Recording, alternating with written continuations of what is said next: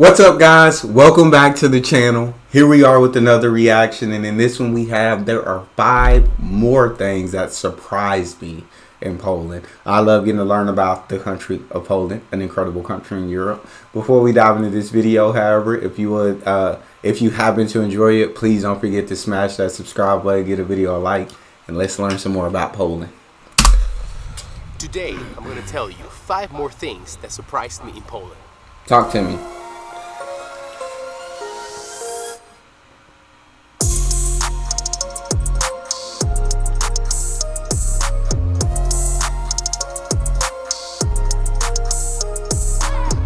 Boom! Cześć ludzie! What's up, people? Hola amigos, Dad here. It's such a nice weather today. It's 28 degrees. It feels so nice. So I decided, let's come out and just enjoy the outdoors. Got to. You know what? You have to. Let's change this lens. Okay. And we're back.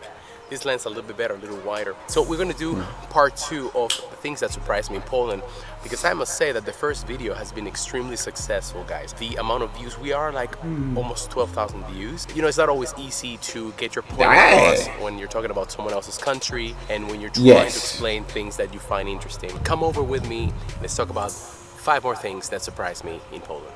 Let's hear it.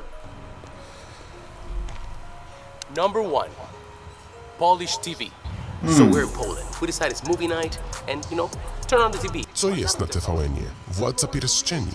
Ej, co to za głos? To jakiś dubbing? Co to ma być? For you guys that don't know, in Poland they have this guy who's called the lector.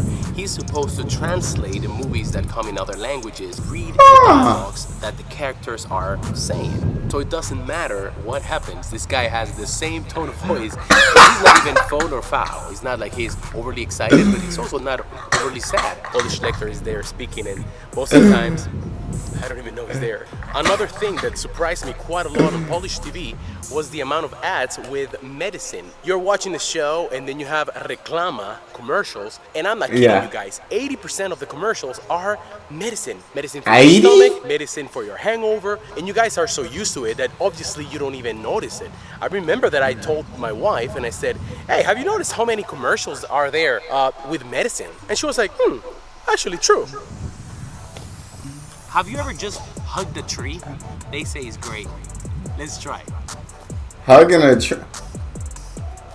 I ain't never hugged a tree. Okay, I ain't never hugged a tree before. But yes, I thought the US was really the only ones that showed like medicines in ads like that, because I react to other videos and I thought it was so weird that like we showed medicine in ads, which they started making me think it's weird. But I'm glad to know we ain't the only ones. Glad Poland, appreciate you. Glad to know we're not the only ones. 80% of your ads are medicine ads. That's kind of crazy to think about. But what really shocked me, that was Lecter. I absolutely love that. That's very intriguing though. Watching all different kinds of movies that are in a foreign language, and you have Lecter to come on TV and translate for you, not changing his tone ever. Same tone. No matter what's going on in any show or movie that's in a foreign language, but his translation is the exact same. Y'all talk to me in the comment section about that one. I've got to hear. Do you guys enjoy that? Do you wish the show or the movie was dubbed like? Talk to me. Kuba, założ kapcie. Kuba, sabnij się. Gdzie masz kurtkę? If you're Polish, there's a very high chance that you've heard these phrases many times throughout your childhood. You might be saying it to you. Don't tell me the phrases. There's no such thing as bad weather. Don't tell me. Your kids. And that was very surprising to me, which is that Polish people are not that good with cold weather. Okay. All right, hold on. Okay. Hold on. Don't click that. It's not what I was thinking. Hear me out. I don't want to say that you overdress, but you do wear a lot of layers. You live in a country that has very harsh winters, and frostbite and pneumonia are real dangers out there. I've discovered that Polish people don't like feeling cold. You're great at covering up, using the right amount of winter gear, the right amount of layers, but the moment that your skin gets exposed, and I know what you're saying. You're probably thinking, what is this Latino here telling me how to deal with the cold? I know, we are terrible. If it's below 10 degrees, we cannot even think straight. In my particular case, I like feeling cold. I hate feeling hot. This right now is getting a little bit too much. No, seriously. it's getting a little bit too much. Let's go to the shadow. Let's go into the shadow.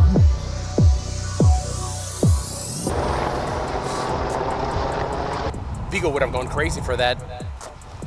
Okay, how do I explain this one? Number 3. Okay, so weather. I feel like I hate cold too, so it might be a little bit of Polish in me. And yes, anytime I'm exposed to cold weather, I don't know. I can't take it. I literally walk around my apartment in sweats because my wife likes it cold and I do not. So we compromised and put it on her temperature. Yes, that's how marriage works. I'm learning. But yeah, I can't stand cold weather. It is the death of me. I'm not mad at you, Poles. I bundle up as much as I can too. I'll layer up as much as it takes to not feel cold. There are traces of communism everywhere in Poland. And when you go for the first time or for the first times, it starts to become very apparent how much of it is ingrained in the society. It's in the architecture, it's even in the mindset of some of the citizens. Pani na kasie w PKS-ie, the lady selling tickets at the train station, she's gonna have a little bit of attitude. She's gonna tell you things straightforward like they are. She's gonna get pissed at you because you don't have change. But all games aside, I really like this. This is a society that has gone through a lot of hardship. Communism was not a good time. You know, we are neighbors with Cuba, so we kind of have an idea what communism was about. And I'm thankful that the Dominican Republic was never part of something like this. Other things that were actually quite interesting to me and astonishing were the famous bar mleczne, or the literal translation in English would be milk bars. This became quite popular after the First World War, but they actually became crucial after the Second World War, especially after Poland became a communist state where most people were living in poverty, contrary to official propaganda. And also the more upscale restaurants were labeled capitalist. Most people could not afford to eat in a decent place outside, so bar mleczne became a crucial and integral part of the Polish community and culture, where you could serve nursing food for, you know, not so expensive. And I actually feel quite lucky and humbled that I was able to go to one and to enjoy some delicious Polish food that was served in the traditional way that was served even during those hard times. Dang.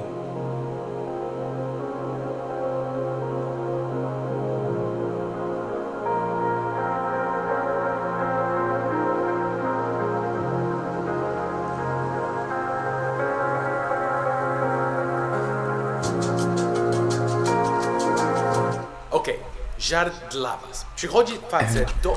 Before he goes into this joke, I wanted to kind of go on his last point. I think that's truly incredible that the bar's still open and that it existed, because yes, Poland definitely as a country has been through so much hardship. They've been through so many wars, so many invasions. They were taken over and held under Soviet power, and so they were drained. They at one point disappeared as a country. But the Polish people are resilient people. They've been through so much, and yet they're still here. And it's so cool that they still have that milk bar open for people who want to come in, have a good Polish meal, but not as expensive as other places. I think that's really cool. You had it, you needed it in World War II, but you still have it today. It's really awesome. All right, tell me the joke, man. Okay, żart dla was. Przychodzi facet do okulisty i mówi: dzień dobry, poproszę okulary. Do czego? Do widzenia. Okay. Oh, okay. She's making fun of my dad joke. That's something else that surprised me quite a lot when I went to Poland. And actually, you know, all throughout my experience with Polish people, it's humor. The humor of Polish people is actually a little bit different. It's, first of all, it's darker. You guys have darker sense of humor. Love that. It's Love that. a little more self-deprecating. Yeah, sarcastic, self-deprecating. Yeah. Sometimes she would make jokes when she lived in the Dominican Republic for, you know, a year, and sometimes she would make jokes, and then people would be like, I feel bad for me. Don't say that about yourself. I'm joking. But anyways, it's more a little bit more self-deprecating, and also it happens that, you know, we have a lot of Polish movies, and some of them are supposed to be comedies, and then they Supposed to be comedies. Yeah, and they have English subtitles, but sometimes I sit there and they're looking at me like, wasn't funny, and I'm like, Yeah, they have too many cultural references and like language jokes. Yeah. Like, Oh. and they are not translatable. it's like more. I mean, you said it to And me the the other day, context. like like and context the cultural based. context is like, for example, you were trying to see Sami Soy and you were not getting it at all. But and another thing We is have to that try maybe more modern ones. maybe, but I But know still, it's I've seen several stand-ups and they were kind of entertaining. dark humor. The last thing that I noticed about it. I enjoy dark humor. That might be bad to say, but I don't know. There's something about dark humor that because it's like taking something very serious and then just kind of laughing about it, not making a joke of that seriousness of the situation, but you know what I'm saying? Like when you're too serious and it gets awkward and it's this terrible feeling, but then being able to laugh about certain situations, it just kind of lets the air out of the room a bit. Laughter is the best medicine. I love to laugh, so dark humor, any form of humor, I'm here for. Polish humor is that a lot of the times it's not followed by laughter per se. Like for example, you guys don't make what you would call like stupid joke faces, kind of like a Jim Carrey type of things like Americans do. You guys are more like with substance. The joke itself is inside the joke. It's not a funny face that you make. You know what I mean? I know. At least I've noticed that. Yeah, but I also thought that you meant that we don't like fall over laughing. Like we sometimes just say, Yeah, "Oh, that's funny," or sometimes jokes don't follow a laughter. You know what I Yeah, mean? okay. Like you're not gonna go and say yeah da da da da ha ha ha. You know what I mean? Okay, so that's it. That surprised me. Your humor. Aww.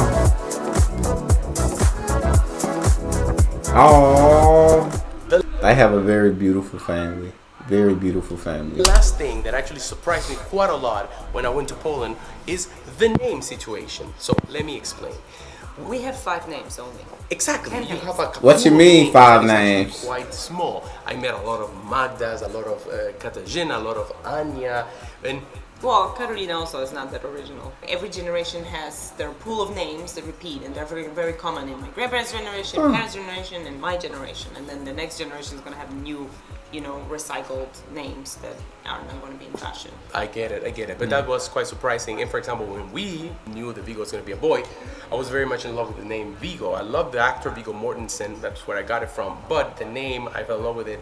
And I proposed it to her, and she was at the beginning like, With the V, how we're going to make diminutives and, declension and all those things that I was thinking it's not going to work in Polish. Yeah. But you said, what did you say? I said, we can name him Vigush. Oh, and I Because was it's like, Vigush. yeah, it's adorable. But How you- does it compare to Dominican Republic names?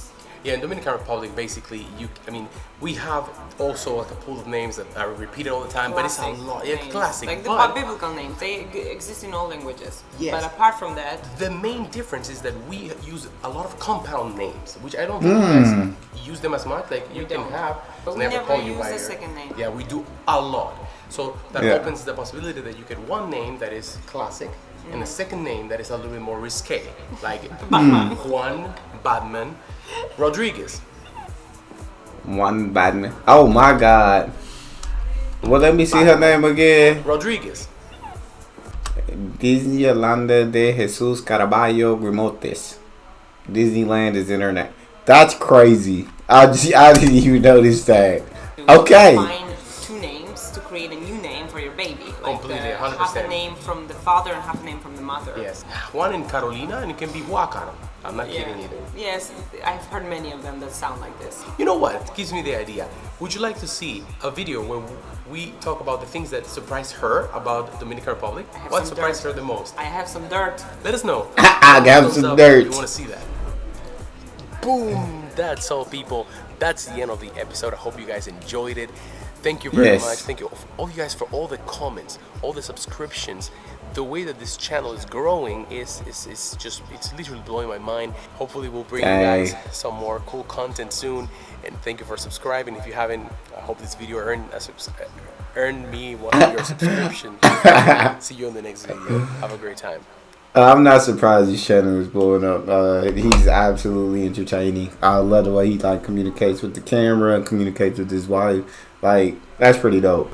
That's all we have, though. I hope you guys enjoyed that. Talk to me in the comment section. Were the points he made like all on point? Do you agree with him? Do you disagree on some? I know he's got other videos talking about different things that surprised him. So that's only 5. There's many more things. If you guys enjoyed that, please don't forget to subscribe, give the video a thumbs up, and check out the next one. I'll see you guys next time.